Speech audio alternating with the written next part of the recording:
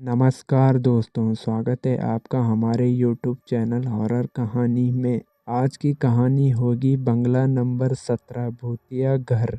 चलिए दोस्तों आगे बढ़ते हैं कहानी में। ये कहानी 3 दोस्तों की है जिनका नाम विक्रम, सुनील और जॉन होता है, जो बम्बई शहर में नौकरी करने के लिए आते हैं। तीनों बचपन के दोस्त कुछ कर दिखाने का सपना लिए इस भीड़ भाड़ वाली जगह में अपना मुकाम पाने के लिए दर दर भटकते हैं। उन्हें कोई भी रास्ता नजर नहीं आता। अपने छोटे से गांव में रहकर कॉलेज की पढ़ाई करने वाले सुनील और विक्रम ने कभी सोचा भी नहीं था सफलता पाने के लिए इतना दर्द झेलना पड़ता है। वहीं जॉन अपने पापा के बिजनेस में पहले से संघर्ष कर चुका था, जिस वजह से उसे इन सब चीज़ों की आदत सी हो गई थी। जॉन अच्छे से जानता था कि सफलता इतनी आसानी से नहीं मिलेगी, क्योंकि उसने अपने पापा को दिन रात मेहनत करते हुए देखा है। तभी तीनों को सुबह से भटकते भटकते शाम हो जाती है, लेकिन ना कोई नौकरी और ना ही कोई रहने का ठिकाना उनके हाथ लगता है। तीनों मायूस होकर एक छोटे से होटल में खाना खाते हैं। दरअसल उनके पास कोई खास पैसे भी नहीं होते हैं। वह तो सिर्फ अपनी 1-2 दिन की व्यवस्था बनाकर निकले थे। उन्हें लगा कि आते ही उनके साथ कोई चमत्कार होगा और उनको नौकरी मिल जाएगी। तीनों एक बिल्डिंग के पास पहुंच जाते हैं। कुछ देर बाद सभी बिल्डिंग के गेट के पास बैठ जाते हैं। 1-2 घंटा बैठे हुए गुजर जाते हैं। तभी बिल्डिंग के चौकीदार की नज़र उन पर पड़ती है और वह जोर की आवाज़ में उन्हें डांटते हुए कहता है, कौन हो तुम लोग, यहाँ क्यों बैठे हो?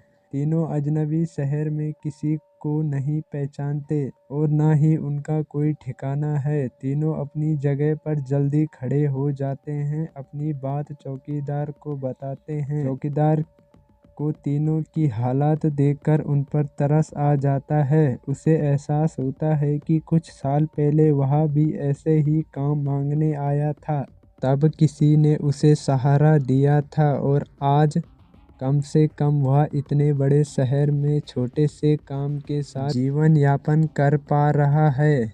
जॉन उन तीनों में थोड़ा समझदार होता है। वह चौकीदार से कहीं रहने के जुगाड़ की बात कहता है, क्योंकि उसे पता है अभी उनकी हालत किराए देने की नहीं है, तो उन्हें कोई किराए बिना कमरा क्यों देगा। तभी चौकीदार अपने दोस्त से फ़ोन पर बात करता है, जो वहीं से कुछ दूर बंगला नंबर 17 में साफ सफाई का काम करता है। चौकीदार अपने दोस्त को सारी बात बताता है। उसका दोस्त कहता है कि मेरे साहब तो अपने परिवार के साथ 2 महीनों के लिए बाहर गए हैं, तब तक मैं रहने का इंतजाम कर सकता हूँ। यह बात सुनकर तीनों दोस्त बहुत खुश हो जाते हैं और वह जल्दी से चौकीदार से कहते हैं, हमें बता दीजिए हम उनके पास कैसे पहुंच सकते हैं। चौकीदार कहता है कि वह बंगला थोड़ी ही दूर पर है। रात को वहां कोई टैक्सी ऑटो भी नहीं मिलेगा। आज तुम लोग यहीं सो जाओ, कल सुबह हम साथ चलेंगे। तीनों उसकी बात मान जाते हैं। सुबह उठते ही तीनों चौकीदार के साथ बंगले में पहुंच जाते हैं।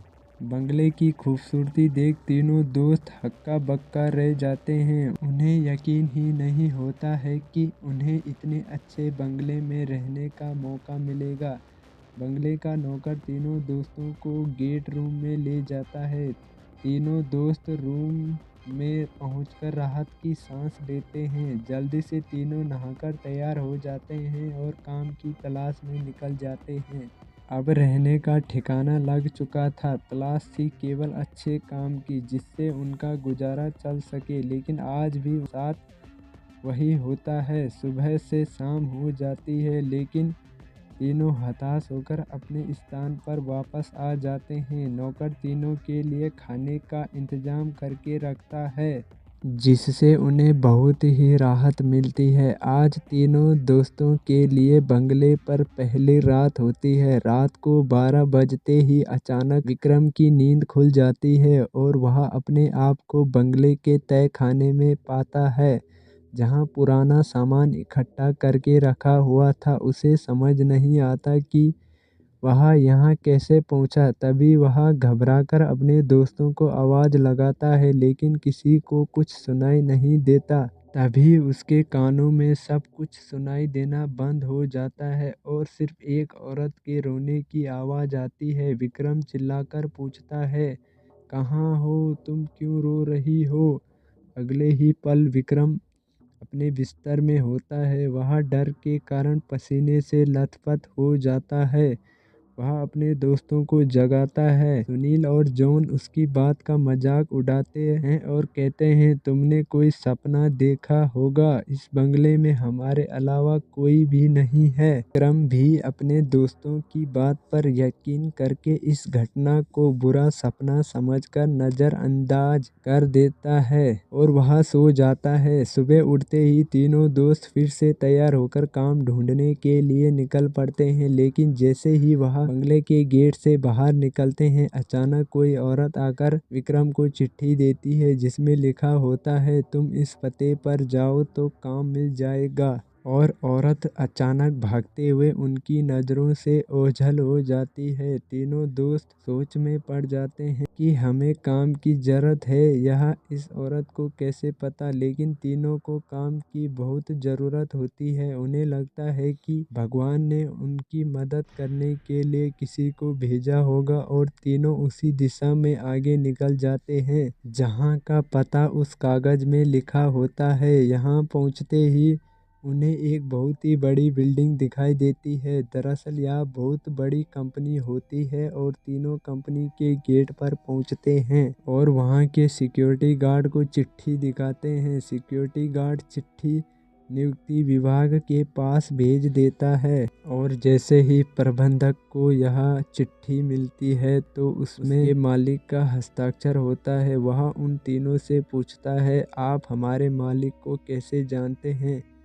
तभी विक्रम जवाब देते हुए कहता है, मैं तुम्हारे बॉस का दोस्त हूँ। अब प्रबंधक के पास इनको काम न देने के अलावा कोई विकल्प नहीं होता। कंपनी के मालिक 7 दिनों की ट्रिप पर विदेशी कंपनियों के दौरे में थे और इस बीच उनसे कोई संपर्क नहीं था। इसीलिए प्रबंधक ने उन तीनों को काम पर रख लिया और अपने साथ उन्हें काम की जगह दिखाने ले गए। लेकिन विक्रम अचानक ही दूसरे रास्ते की तरफ मुड़ जाता है और वह सीधे बॉस के चैम्बर के सामने पहुंचता है और दरवाजे के ताले को पासवर्ड से खोल देता है। कंपनी का प्रबंधक यह देख करके आश्चर्यचकित रह जाता है। उसे यकीन ही नहीं होता कि जो पासवर्ड केवल कंपनी के मालिक को पता है, वह इसे कैसे पता चला।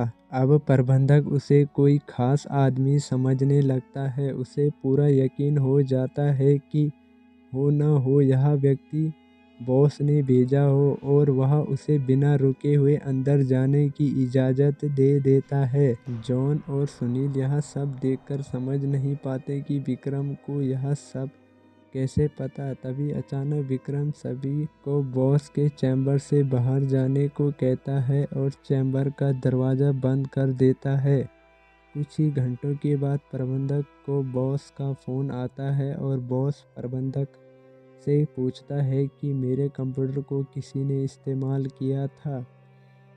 तभी प्रबंधक सारी बात बता देता है। बॉस गुस्से में मैनेजर को बोलता है, जल्दी से जाओ और उसे रोको, नहीं तो मैं बर्बाद हो जाऊंगा। जैसे ही प्रबंधक चैम्बर का दरवाज़ा खोलता है तो वह देखता है कि विक्रम बेहोश पड़ा है। प्रबंधक अपने सुरक्षा कर्मियों से उसे उठाने को कहता है और कुर्सी पर वापस बैठाता है। तभी विक्रम को होश आता है। प्रबंधक गुस्से में विक्रम को बोलता है, तुमने क्या किया, मेरे बॉस बहुत नाराज़ हैं। लेकिन विक्रम को कुछ याद नहीं कि वह अपने बंगले के गेट से यहाँ तक कैसे आया। दरअसल वह बंगला पहले उसी बॉस का होता है और बॉस ने बंगले को अपने ऑफिस की एक लड़की के लिए खरीदा था और कभी कभी साथ रहता था, जो कि उसकी कंपनी में काम करती थी। बॉस पहले से ही शादीशुदा था और यह बात अच्छे से जानता था कि एक ना एक दिन लड़की उसके लिए खतरा बन सकती है।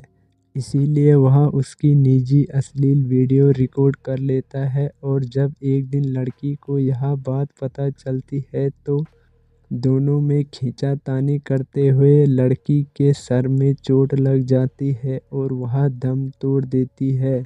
बॉस बंगले के गार्डन में लड़की को दफना देता है। उसकी मौत के साथ ही उसका राज दफन हो जाता है। लेकिन जब उस बंगले में तीनों दोस्त रहने आते हैं तो विक्रम गार्डन में घूमते घूमते उस जगह पर अपना पैर रख देता है जहां उस लड़की को दफनाया गया था, जिस वजह से उस लड़की का सीधा संपर्क विक्रम से बन जाता है। वह विक्रम के अंदर प्रवेश कर जाती है और उसे काबू में करके अपना बदला लेने के लिए ऑफिस प्रवेश करती है और बॉस की काली करतूत को इंटरनेट पर वायरल कर देती है। बॉस को विदेश से ही गिरफ्तार कर दिया जाता है। उसका काला चिट्ठा सबके सामने खुल जाता है और वह बेनकाब हो जाता है। उस लड़की ने मरने के बाद भी अपना बदला ले लिया था। अब शायद उसकी आत्मा को शांति मिल जाएगी। तभी तीनों दोस्त उस बंगले को बुरा सपना समझकर भूल जाते हैं। वहां से दूसरी जगह जाने के बाद तीनों दूसरी जगह सेटल हो जाते हैं। इस कहानी का दर्दनाक भूतिया अंत यहीं पर होता है। दोस्तों, अगर आपको कहानी अच्छी लगे तो लाइक करें, कमेंट करें और अपने दोस्तों में ज़्यादा से ज़्यादा शेयर करें। और ऐसे ही रोज़ न्यू हॉरर कहानी देखने के लिए हमारे चैनल हॉरर कहानी को सब्सक्राइब ज़रूर करें। बाय बाय दोस्तों, मिलते हैं न्यू कहानी के साथ।